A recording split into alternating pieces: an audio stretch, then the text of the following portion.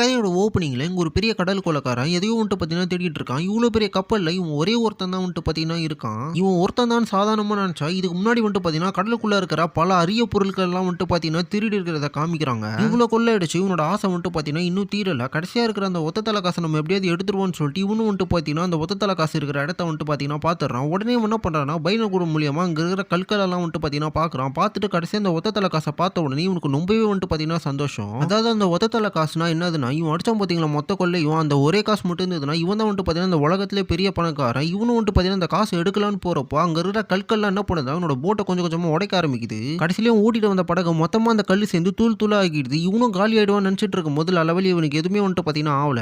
இவனும் முழிச்சு பார்க்குறான். முழிச்சு பார்த்துட்டு எப்படி ஒரு வேளை நமக்கு இந்த காசு கிடைச்சிச்சுறான்னு சொல்லி இவன் அந்த காசை எடுத்து திரும்பி பார்த்தா தான் தெரியுது, இவன் ஓட்டிட்டு வந்த படகு வந்துட்டு பார்த்தீங்கன்னா அந்த கற்கள் எல்லாமே சேர்ந்து கடலுக்குள்ள இழுத்துடுது. இவனும் அந்த காசை பார்த்துட்டு அடச்சான் தூக்கி போடும் போது தான் வந்துட்டு பார்த்தீங்கன்னா ஒரு விஷயத்தை காமிக்கிறாங்க. இந்த காசு எடுக்கிறதுக்கு முன்னாடி நிறைய பேர் ட்ரை பண்ணியிருப்பாங்க போல. ஆனா அவங்களுக்கு கிடைச்சது என்னமோ மரணம் தான். இவனும் கடைசியில ஐயோ அவசரப்பட்டேனேன்ற மாதிரி காமிச்சு இந்த ஒரு ஸ்டோரி முடிக்கிறாங்க.